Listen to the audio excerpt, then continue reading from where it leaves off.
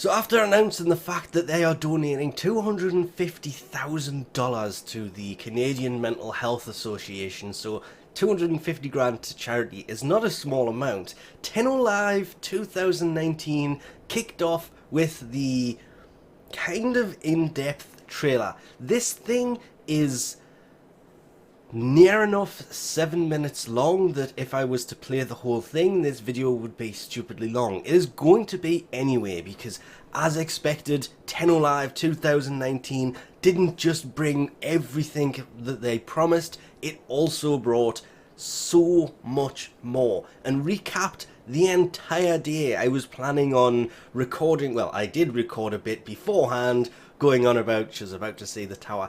That is not the tower from the plains. People keep saying it's the tower from Cetus. It's not. It's half destroyed at the top. The one in the plains isn't.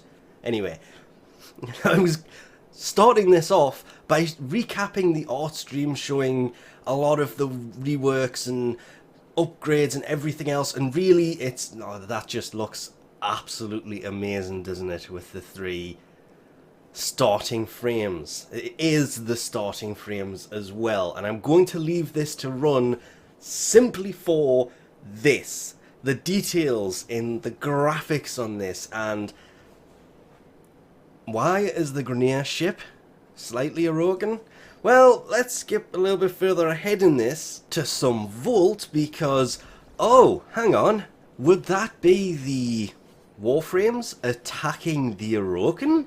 Yes, it in fact would, or the decks as people kept calling them, and the grineer at the same time. This is what the Stalker is coming after Warframes for, taking out the Orokin. The Stalker works for the Orokin, used to work for the Orokin until the Tenno took them out. Then bells rang, blah blah blah, lots of lore stuff, and this trailer looks amazing. I will go more in depth into this in the future, but for now we're just going to stop this because, and this is, look, oh, that's how the tower ended up damaged. Then they jumped straight into the new war. This is a giant sentient kind of living ship on the edge of the galaxy that is eating matter, as they referred to it in the art stream, that hence the blue kind of glow going into it at one side. And all of these ships, at first I thought this was a new enemy type, remembering this is called the New War. And they did this really, really good, actually, because watching this, the way they're coming in, you're not really sure what the enemy is, and then they start taking out the grineer ships, the galleons, they referred to them as later on their way, of course, to Earth.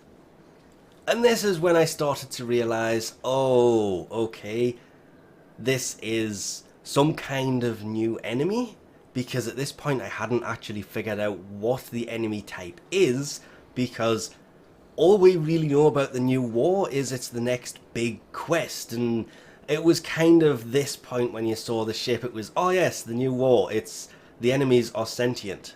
They are the sentient enemies. And this is kind of their big arrival, and yeah, huge thing about it being the sentient. They actually went into a lot of things, and I love the way that the old war turns into the new war. So the old war that the Orokin were fighting has turned into the new war because it is all starting again. I'm not going to get into lore and everything else because there is massive spoilers to that, but then there's that. Well, that, there was a lot of question about who this is, and they referred to it as the Lotus's brother. Then later on, refer to Hunhao leads the army. So this, in theory, this is Hunhao, bringing the sentient to Earth to restart the old war. Hence, this quest is going to be called the New War. Then they started showing off the new layout. This was again something else that was from the art stream. That the sentient they showed off in the art stream looked amazing, the way that they work, lots of other things for the New War. This was showing off the new, what they called Warframe engine. It also shows off a lot of the new landing craft. It's not new, it's kind of redesigned. I really didn't expect them to actually jump in and show it.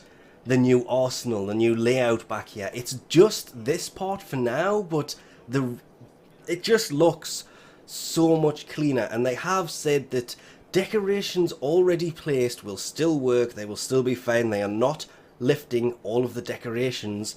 They are just making it look better than it did before. Updating it, because I suppose it 2014 when they showed this all off, and this was probably one of the best ways to get into Railjack, by just kind of looking up.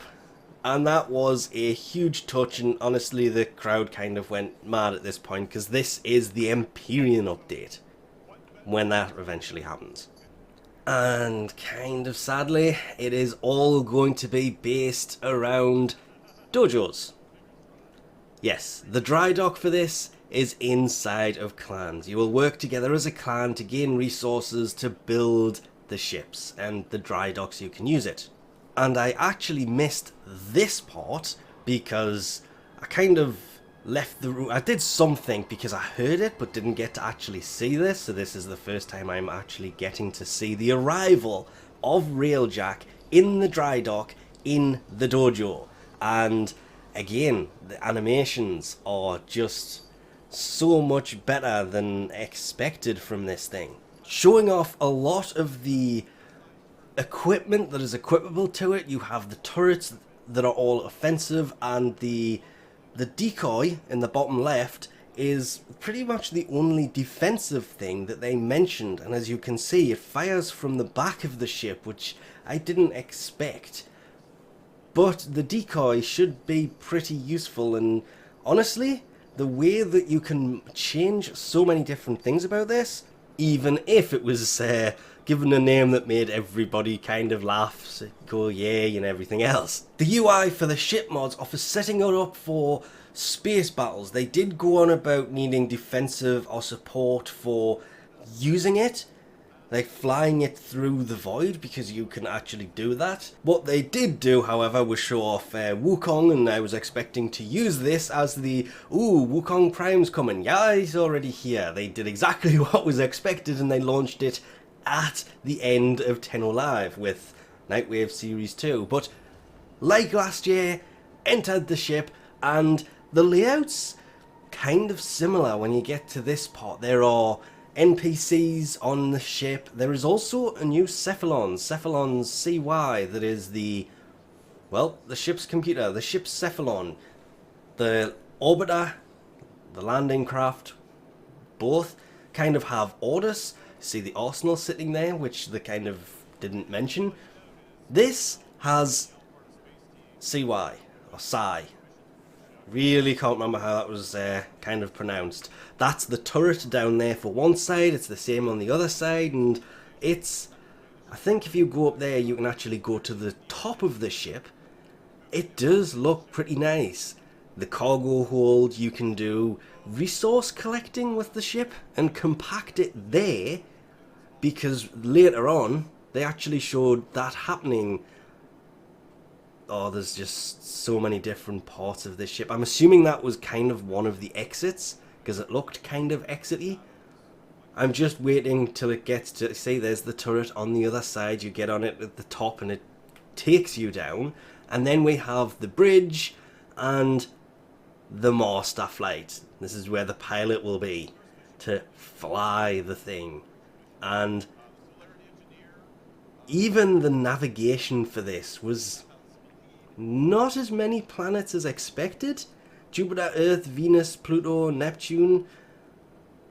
But, whoa, what is this? These are derelict towers. These are basically exactly like the derelict ships, but these are the towers themselves. So it's Lua, but neglected and derelict, and as they go around this, it's like, ah, so it's the same as the normal derelict, it's infected. And it looks pretty damn cool, actually, the infected approach to this. it was done just right. If it had have been overdone, it would look horrible. The red lightning looked pretty nice. It was when they started to show the Railjack actually showing support for, there it is, the people in the tower that was, whoa, that's pretty cool. This shooting into the tower, obviously shooting through the wall of the outside, taking out enemies on the inside, and yeah, that... they did mention the fact that you will be able to support in missions from Railjack, but that... I didn't expect that, because Warframes die if there's no oxygen. So if a giant ship outside shoots a hole in the side, then wouldn't they die? No, they don't. And there doesn't seem to be any damage to the actual tower itself. They went on from here to completely overlooking the new infected enemy, which has probably been mentioned in dev streams in the past, but shown in action here, it's kind of a new mini-boss for the infested. Then they fly off to where the Kuva Lich is. We'll get to that in a second. But something weird happened during this, and where is it? It looks like worm. There it is. A giant Orokin snake type thing with a worm tail, the worm sentinel, kind of flies through as you're doing. That comes into play later. Space battles, as you can see. Enemy ships. This was the kingpin system that has now been called the Kuva Lich system. Well, it hasn't been called that. They'd referred to it. The enemies are called Kuva Liches instead of kingpins. And this, I thought, was a great touch. They referred to it as Space Grand Theft Auto. One of the players went over and started taking over the enemy ships. This can't be done to the big galleons, but can be done to the other ships. You obviously have to clear the enemies off the ship, and then you can kind of take control. You can see bottom left, Megan's about to launch into the ship and actually take control of it. I think that's who actually took control of it. I spent a couple hours trying to get that trailer from the beginning of this to actually work, because I had a slight recording glitch at the beginning of this and lost the first part of Tennocon. Well, Tenno Live. I still don't know what happened, but it happened. But being able to take over the enemy ships, so everybody, you can basically fly around with four ships. You will have the Railjack flown by somebody and 3 enemy ships if they can get over there and take them over. And you can see it's gone to the main one. Megan flew over and actually starts to pilot it. And it was... I can understand where the Grand Theft Auto side of this came from. Because, well, you basically steal control of it and now you have 2 ships. This is not even the best part of the Kuva Lich system. This is still Railjack. Being able to see the actual Railjack out the window, the ship. I do like they did mention it when you were on the turret of the Railjack itself. It won't weirdly orientate itself. So when you are shooting out of the side like this, it will angle nicely, which is one of those great touches that is needed to games like this, because if you aren't able to shoot from the turrets because the ship's at a weird angle, then it just ruins the gameplay. But yeah, the Railjack looks awesome. Then the actual Lich himself is on board the galleon, and this is Squad Link. What you can do here is you dispatch a signal down to the planet, because you can see there is, yeah, it even referred to Star Wars here. Not going into that one. And this was so well done. It was just ridiculous. That is one of the 2 new frames, because there is 2 new frames coming. This one and one other, I'll kind of put the image up here. These are the next 2 frames, not the 2 frames that are coming soon. They're not going to come at the same time. They're just, this is what they look like. And I actually showed one in game, which was massively unexpected, even if it was kind of fishing at the time. the squad link is going to work because you have that one team in space battling the galleon, trying to get to the Kuva Lich to take him out, and there it is, the squad link beacon. You can place this, I'm assuming it's got to do with open world, they didn't really go into it. Can you place this when you finish another mission aboard a ship? And you can see, and again, this was fairly well done. The signal is being cast, you can see the available mission on the left, and you can see the fact that it is being accepted on the right, to say that a Railjack party is trying to take out this. Can you take out the... That is the best way to put it. Shooting the force field up to the galleon, stopping them from progressing.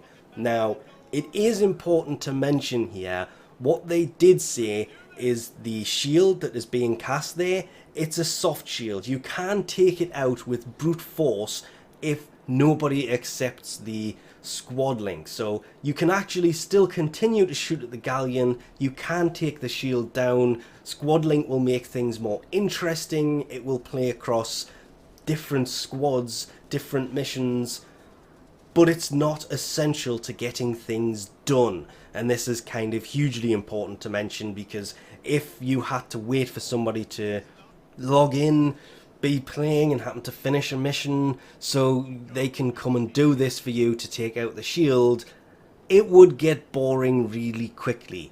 That is luckily not the case. You can brute force your way through the shield because it's not a hard shield, they literally referred to it as a soft shield. It just makes the game so much more interesting, and that frame on the right, the new one, looks really slow, but you can actually see the point where it ends, it gets taken down, happens at pretty much the same time. Then once on board the galleon, this kind of weird thing happens. All the way through they're talking about, oh, there's a void storm, there's the void storm arriving. They didn't mention it during the actual gameplay, just that, oh, the void storm is coming, we need to hurry up before it gets here, and then it arrives. Well, once you get on board the galleon, the Kuva Lich turns into a assassination mission that gets really interesting, because the enemy is taking abilities from the ship, kind of its shields, so they can't really hurt, well, you, when you play this, can't really hurt the enemy.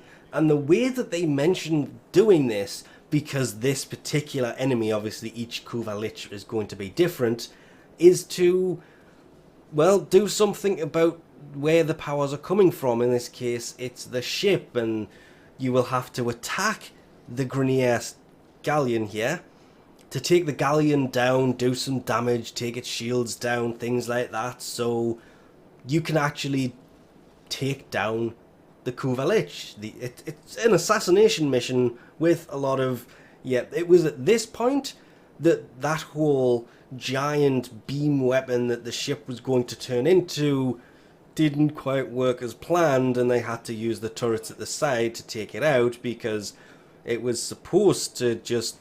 The Railjack is a giant weapon in itself, but there wasn't enough energy left to do what they wanted to do, so turrets, take down bits of the ship, something inside, never really said exactly what, take down the Kuva Lich. Assassin's Creed style. Not even kidding. Oh, look, it's a Assassin's Creed style assassination. It even goes into Assassin's Creed style animations. It's just... Then the whole reason that the Void Storm was mentioned the whole time. I love the Void. I actually loved that animation of the ship being destroyed, but at the same time was thinking, yeah, all of that is heading straight for Earth. That is going to crash into the Earth, and that's not meteorites, that's the Railjack being shot. It's not even that. There are actually ships flying past. It looks like the sentient ships from earlier, kind of flying past. But something also shooting the Railjack there. It all got really kind of weird, but this all led to something... The best way I can put this is unexpected. Because the whole time they're talking about the Void Storm and At this point, it's we have to get out of here as quick as possible before the void storm tears the ship apart. Look at the ship health at the top going down really quickly. So whatever that is attacking the ship. These things I was talking about earlier, I think I left that in, that we have to try and fly around and avoid when this comes. They go straight through one and starts a cinematic that amazed a lot of people, because it was for a second there you think you're still flying and then it starts ripping the operator.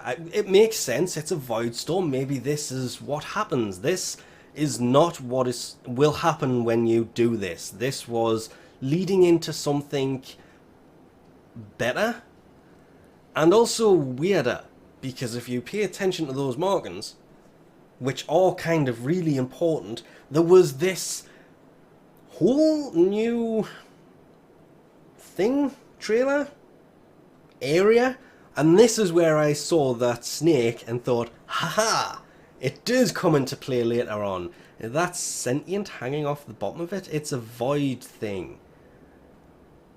Who knows? It could be a Roken. This looked very interesting. I will get to what it is soon, but you can see now this operator is wearing a mask. There is all of this weird surface around. I mean, that is not like any place that anybody has been to, and I was thinking, ooh, maybe that's the ship that the Tennocon was on when it crashed. Maybe that is the ship that they were on when they all got their powers. Maybe this, maybe that, maybe the other, and then he turns around. Yes, that is a horse in Warframe. Still not sure if this is actually a sentient style enemy or not. I really didn't want to go into breaking this down lots of other things. Judging from the head, I would say it's possible it's sentient, but then it kind of lifts its head up and looks very Orokin, tension, whatever style. And yeah, very, oh, no operator powers for you. Actually managing to reflect the operator powers back for a second there, the mask falls off, and this is where it gets to be kind of important for those markings that are still there on the head. And oh, the operator that was a child, as you can see there, is all of a sudden grown up, remembering where he put this weapon when he was younger. Don't know if it was for a particular reason, because they do kind of look straight at each other before the younger version disappears. The horse still in the background. This whole thing, this whole time, was thinking, is this going to be part of the old war, the new war? Is this a flash towards something that's going to happen? Of course, as soon as you see the tigress being put into the floor, you can kind of realise what's going to happen. It's going to pick it up, kill the guy on the horse, and ride off into the... there's no sunset. There's no sun. The only colour here is coming from that weird tower thing. Still not sure what that even is. But as expected, shoots the guy on the horse, and now we have a grown-up operator, no longer a child, riding a sentient horse. This whole thing, all of it, was a trailer for the next open world. This was revealed on Twitter. The Duviri Paradox, which is what they called this. This is the next open world. The next open world is going to be based around the void. None of that looked like it was going to be in any way related to any kind of open world based scenario in the slightest. But yeah, that is the next open world. So that's how they ended it. I still have no idea how to pronounce that. The Duviri Paradox is going to be the next open world, again, it wasn't shown as being that during Tenno Live. It was confirmed on Twitter. We have flyable ships that have to be built clan-based. There is derelict Orokin towers are going to be a thing that we can visit instead of just derelict Orokin ships. Space battles that looked pretty cool, and that's actually not what that is, that's before that. This is it, because you can take out Grand Theft Auto style the ships using the mod system and everything else from here to kind of upgrade on the fly, which was a really nice touch as well, all leading to the big reveal of the next open world. Now, they did mention that Railjack, they are wanting to release it Christmas time 2019. There was a missing card for it that was supposed to say that, but they didn't play it just in case it's a bit late. They actually made big jokes about it, but that's about it. There was a lot shown. The big surprise here has to be this whole, the Void is going to be the next open world side of this. I will do a more in-depth thing into the trailer from the beginning of this, because there is a lot in there, and now that it is available in high definition, can actually break it down a lot more than I did with that shaky version. As expected, they released that. It was the first thing at Tenno Live, which rounded up the whole Tennocon experience. For those who didn't receive Nekros Prime and the Lotus ephemera, they have said it could take up to a week, because there was 300,000 people watching for almost the entire day. When it started, it was close to 200,000, and it lasted for 8 hours? Well, 8.5 hours. They streamed all of these different panels in Tenno Live, so it was a lot of people. There's obviously a long list of people who were watching, and they have said it should take about a week. Don't worry if you don't have it yet, they were still coming. People who attended will be given a code while there to claim them. But that's about it. I was really wondering about that mask that whole time it was playing.